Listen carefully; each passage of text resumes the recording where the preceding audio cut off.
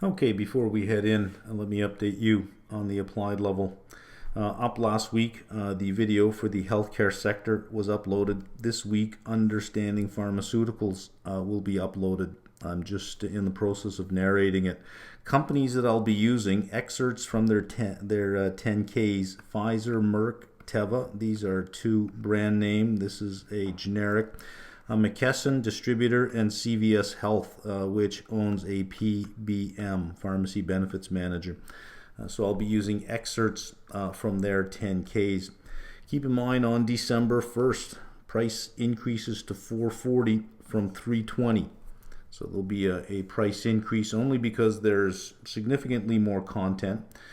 The sector studies are really filling out. A lot of the longer understanding videos are now coming online, and the portfolio construction is almost done. We're, I think, week 16 or week 17 into that one. We've got another 4 or 5 more entries to go on that, and that one will be done. So there'll be a price increase December 1st, going to $4.40. Where do I go next? I have 2 sectors left to do. There is industrials and communication services. I'm going to let you tell me what you want to see next. I'm going to be doing them both before the end of the year. They're both going to be up. Industrials, really boring stuff. Really boring, not a lot to figure out. Communication services, half interesting, half boring. Telecom services are rather boring. However, there is some complication in there. There is something to figure out. This has got a lot of different companies in there. I don't know so much that there's much to figure out as there is an introduction to each one of what each one of these things covers. For capital goods, I was going to do this category over here for an understanding video. I was going to do the sector study for industrials and then understanding machinery, because you have construction machinery, agricultural, and farm machinery. This is where you will find cat, and this is where you will find deer. What's the ticker for deer? You know what? I forget the ticker for deer, so I'm just going to write it out. Deer. That's where you find cat and deer. They're easy to figure out, but they're interesting because they are barometers of some very big sectors globally. The construction sector, the mining sector, and the energy sector, and with deer, the agricultural sector. So they are sort of canaries in the coal mine. Nice early warning signals as to what's going on in there. Same with aerospace and defense, especially when you're looking at the big airline manufacturers, Boeing and Airbus. Their order book is really sensitive to economic conditions globally. But I thought I'd do machinery as the under the first deeper dive into the industrial sector. And then for communication services, I don't know what to do there. The first one, telecom services, diversifieds and wirelesses. This is it's big, it's complicated, and it's big. It takes some time to do. I just don't know if it's interesting.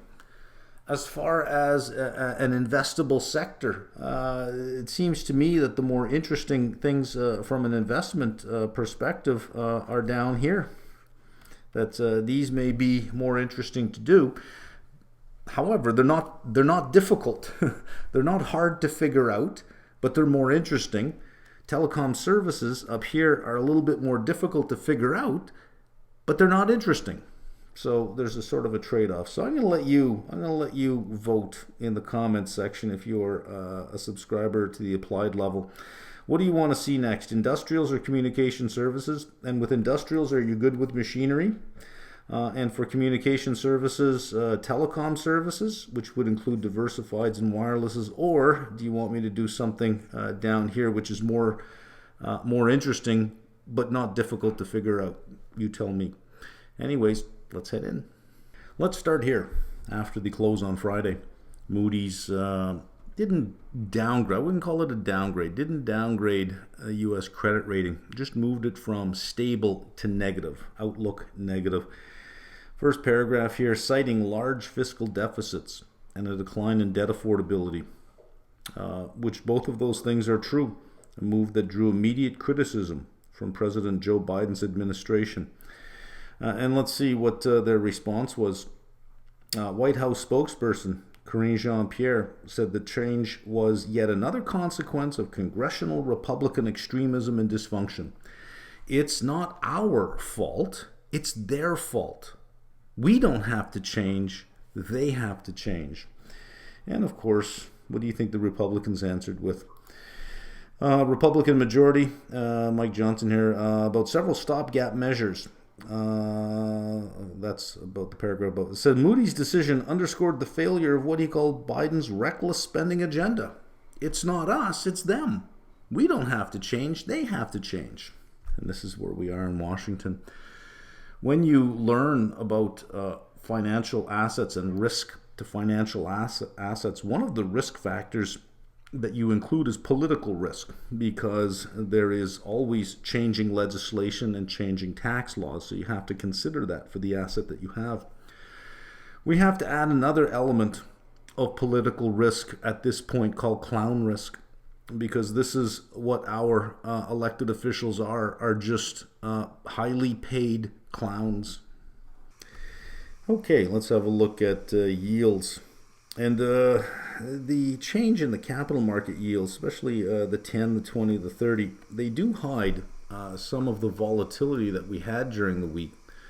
On Wednesday, just to give you an idea of the 30-year here, on Wednesday, it closed at 4.64.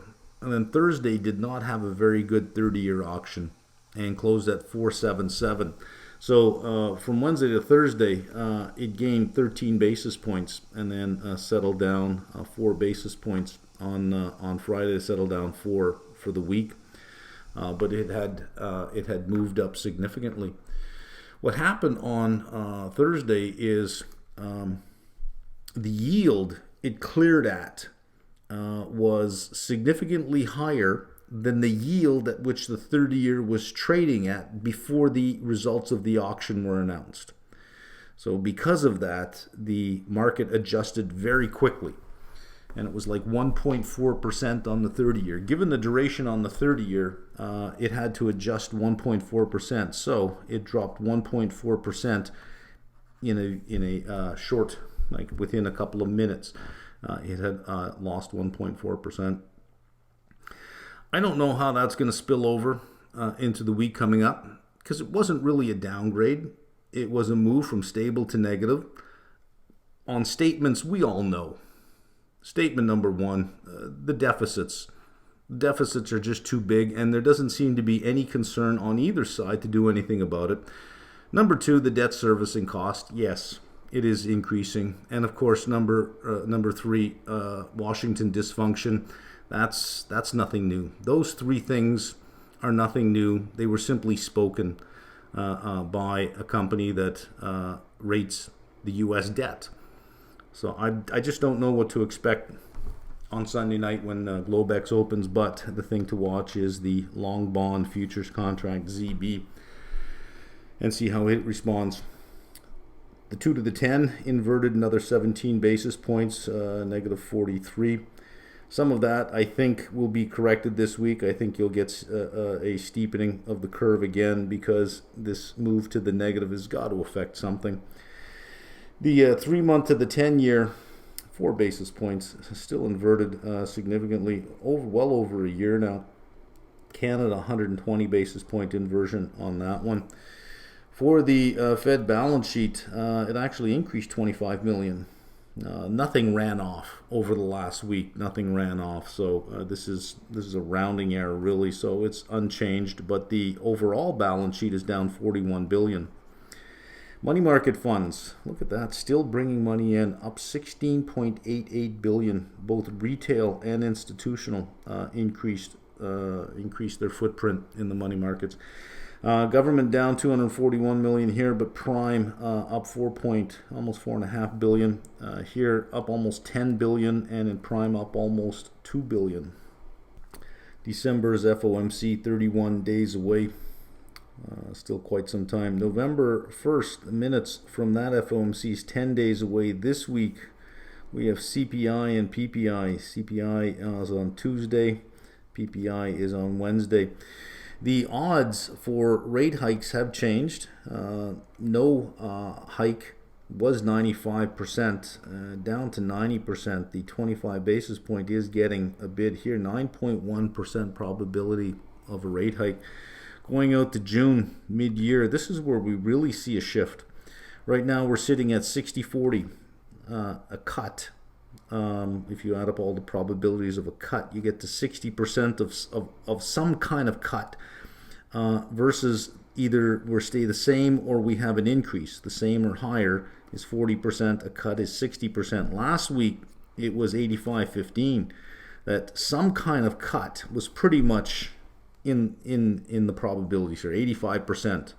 Versus only 14.4% that rates would stay the same or go higher. Effective federal funds rate sitting at 5.33. The reverse repo is interesting, down another $38 billion, ended November 10th, just a little over $1 trillion. However, on Thursday, on the 9th, it finished under $1 trillion, 993.314 billion, under $1 trillion.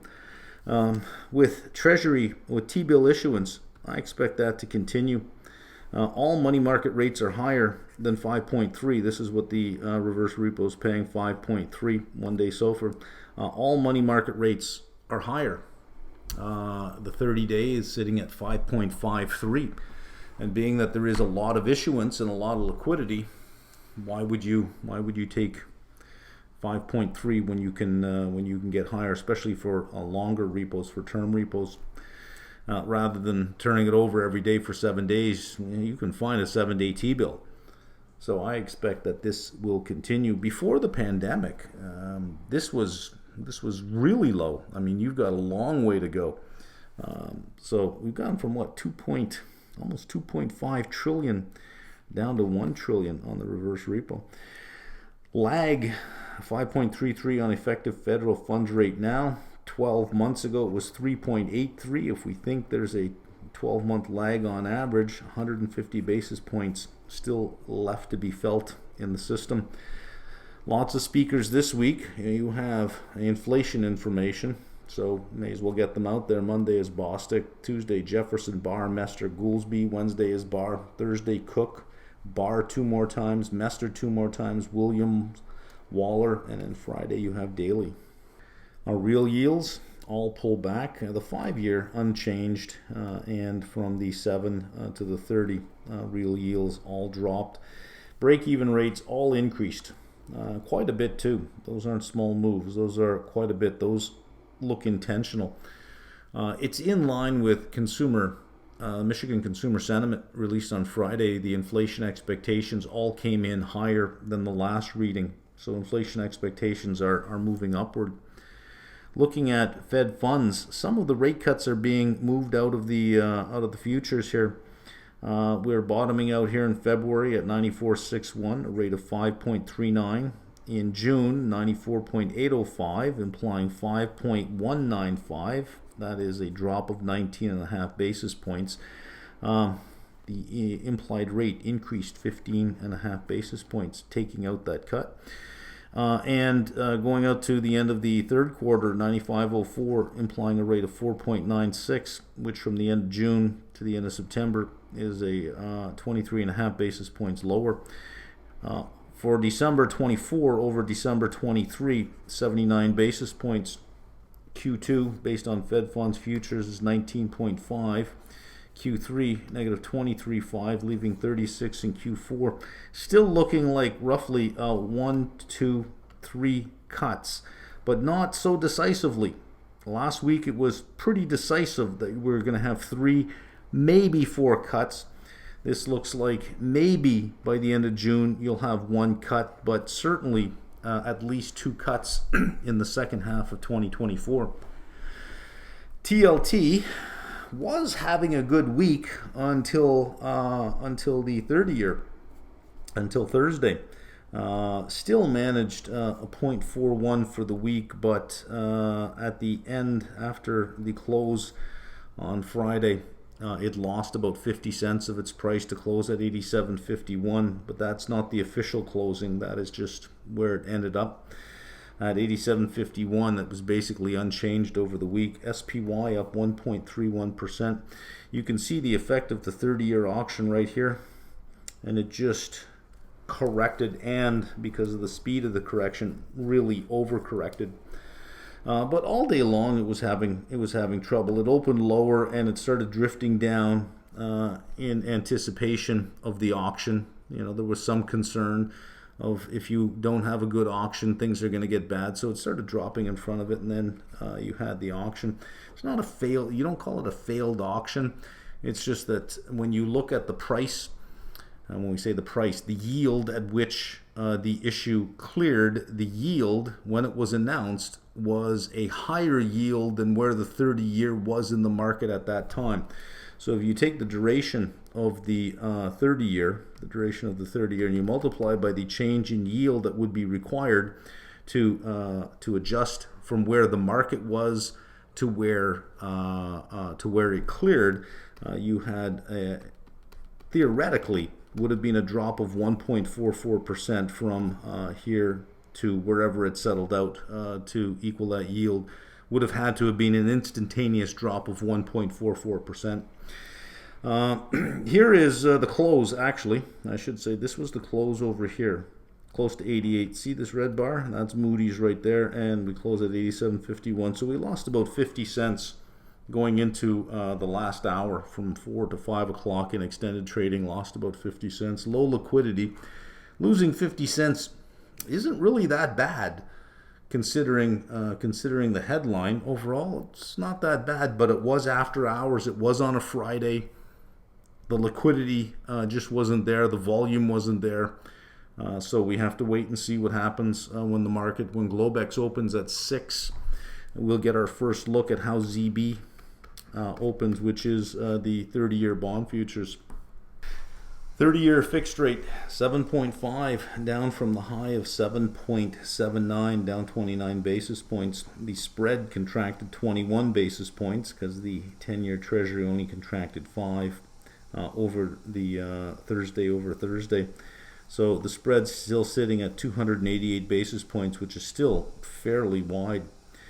Annalee pulled back. We had agency and ABR showing some gains. And the home builders, D.R. Horton, again with earnings up 3.23%. They're up some 22% in the last 2 weeks. Really great run. However, if the yields on the long end of the curve, especially the 10-year, are going to be under pressure, that means the mortgage rate is going to be under pressure. And if that comes under pressure, then the home builders will come under pressure. So I'm thinking that if it does look like yields are going to be under pressure for a while, it probably would be worth it to take profit on the home builders. If you did re-add them on that pullback that we had 2 weeks ago, if you did add home builders, probably would be worth taking profit on it, because they'd probably retrace a lot of that gain, especially if the 10-year begins to rise every single day. If you get another bear steepening on the long end of the curve, then yeah, you could have the home builders under pressure again. REITs pulled back. The big one here in logistics, PLD, and in data storage, data centers pulled back. Mortgage apps for November 3rd up 2.5. That's when the mortgage rate was higher, up 2.5%. This week, only 2 data points. The NAHB Housing Market Index, last read was 40. The expectation is for it to be unchanged at 40. Anything below 40 is going to be really negative for the home builders. Anything above 40 will be really positive. And then Friday, you have building permits for October and housing starts for October. OAS is still showing no concern, no care at all. All of them pull back this week. U.S. corporate bond issuance year to date 2.5% higher year over year than last year. So last year, when you had you're going from January all the way to October, because that's what we have over here. Well, January, February, March, you had really low rates. What we're saying is that during this January to October with elevated rates, there was more corporate debt issuance than last year. More. Almost 80 billion in investment grade, almost 10 billion in high yield, and there was just a really tiny amount in convertible. You can't even see it, a couple hundred million in convertible. But high rates are not deterring issuance. Now, for high yield, you'd almost understand it because they're less creditworthy companies. Maybe selling equity isn't the most desirable thing to do. High yield tends to be shorter term and secured. But investment grade, $78.4 billion with fortress balance sheets across the board in the investment grade category to still have issuance that is this much higher than the year before at these rates. It's rather surprising. Got to talk about GM and Ford again. These two are off my interest list altogether. I would not be going back into these at all, not with the gains the UAW has made, and not with the trouble that they're having in their EV space.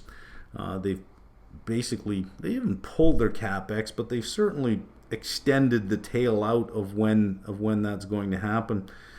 Not that I think that EV is, in 5 years it's going to be all EV or nothing. I think the ice age will be with us for a very long time.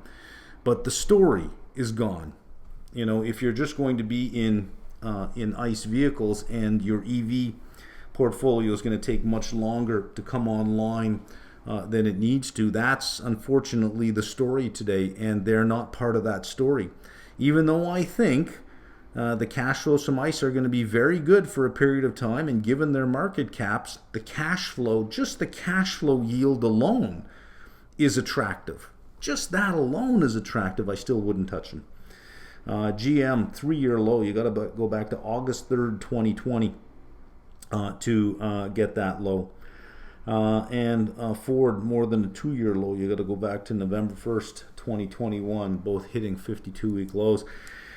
Friday, we had this nice little gem come out. UAW workers at GM's Flint plant narrowly vote against the new labor deal. Now it goes to other plants to vote as well, but they narrowly voted against it, something like 51.5% against, the rest for. Tesla not being spared last week either. HSBC put out a long report, well over 100 pages long. Price target $146. Growth rate 13%, not the 20% that most analysts are using. They're down to 13%. I don't know that any bull still is at 50% growth rate for Tesla. I think they've all given up the ghost on that, and none of them are at 20 plus margins. I think they've all given up the ghost on that. So growth at 13%, price target at 146. Currently a strike in Sweden, but it's the service centers. It's a small strike. However, you have dock workers saying you have till the 17th, November 17th, to settle this, and if you don't, we're not going to unload any Teslas. And you have electricians for the charging network saying, yeah, same thing. If by November 17th you haven't solved this, we're not going to fix any of the charging stations if they need any repairs. So you have that happening. Biden also publicly saying that he supports the UAW's efforts and desires to unionize both Tesla and Toyota. Tesla's not unionized right now. Sean Fain said that the negotiations, the next negotiations will not be with the big three, but with the big five or the big six. So he's going to take this success and the success unions have been having over the last year, and he's going to come knocking at both Toyota's and Tesla's door. He's going to. Whether their employees accept the union or not is another story. But the idea that he's not going to, Here are some pictures of the Cybertruck. November 5th, the head designer from Tesla brought one of these to a car show. Their launch for this is November 30th, which is not that far away. So brought one to a car show, and a reporter was there and started taking pictures, some close-up pictures. There is, where the hood meets the body, You can see the bad weld over here. It looks hand welded. Here's another angle of it over here. Certainly doesn't look like production quality. The gap here between the wheel well and the side panel is the back. Big gaps between where it should be lining up. Now you could say, well, this is not a production vehicle. That's probably why. Maybe it's pre-production. And if the launch were June 30th of 24, then yeah, get some pre-production buzz out there, get some of these out on the street. But when you're 25 days away from the launch of a vehicle, if this is pre-production and that's what it looks like, why would you ever let it be anywhere where pictures could be taken when you're 25 days away from the launch of the production vehicle, if this is pre-production? So it just seemed like it was a bad idea to bring this one there if it was pre-production. If it's not, if it's production, this is not good. So let's wait till November 30th and let's see exactly what is going to be introduced. Now, in the conference call, if you listen to the call, Musk was talking about the truck, saying it is a very difficult production to get done. That yes, it does have its issues because of the way it's designed. It makes it a very difficult production task to get done, and there are issues. So he did admit that there are issues, but this is, that is unacceptable. I mean, look at it. That's just terrible. Look at the gap over here. Look at this kind of thing going on over here. That, to me, would be unacceptable. And again, being that you're 25 days away from launch, if it is pre-production, why the hell would you ever show up with it, right? And if it does look like this, why would you even allow it, being that close to the launch? Why would you even allow it out somewhere where somebody could take pictures of it? I think it was just a bad decision on this person's part. I don't know if it was a sanctioned move from the company or if it was just the head designer saying, I'm gonna drive one of these things down there. I don't know what it was, but not good. Okay, forward four-quarter operating earnings, IBES down to 236.29 from 237.20, and SB Global down to 233.90 from 235. And if we look at the following four quarters, the fourth quarter of 23 and the first three quarters of 24, what is happening with where most of this is coming from is here. These are dropping very quickly, and they're looking like this. So these have been, when we see the drops, it's mostly been the fourth quarter and very little here, and it just seems to be doing this, that the back quarters are not changing very much. And in fact, the sector that is getting revisions downwards on earnings expectations for Q4 the most, the sector that's getting the most, healthcare, quite a bit. Closing SPX 415 back over 4,400, 18.78 times the equal weighting of the two earnings estimates versus 18.46 last week. That's difference comes in a combination of a slightly higher SPX and slightly lower earnings expectation. As far as where we finished, above the 200, above the 50, and at the downtrend line. Last week we were above the 50, the 200 and the 50, but below the trend line. We are at the trend line now, so from a technical perspective, it's anybody's guess. Will it break above the trend line, or will trend line be resistance and it moves down? This is technical analysis. You get yourself a coin. On one side there's heads, and on the other side there's a tail. That's supposed to be a horse with a tail. Flip it and you're in the realm of technical analysis. You don't have to read a lot of books. You just got to get yourself a coin with heads on one side, tails on the other. Whenever you get to a thing like this, flip it. And you'll be just as good.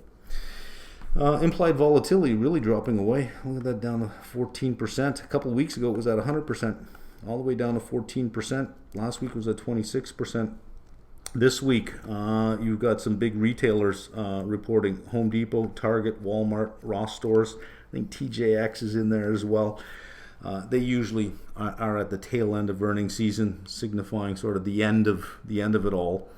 So with that out of the way, into the end of the year, what do we have? We have 2 CPI reports, 1 PCE report, and a jobs report before December 13th, before the next Fed meeting. And I think that's really the tone of the rest of the year. And then after that, after the 13th, that's it until the end of the year. I don't think at this point in time there's been enough to suggest that 25 basis points are on the table for the Fed. But we get CPI this week, and if CPI comes in hot, if we see that it has really started to reemerge, we could be looking at an ugly couple of weeks until the Fed meeting. And that's it for this week. Trying to keep it under 30 minutes, I think, is the right length of time for this. And yeah, that's it.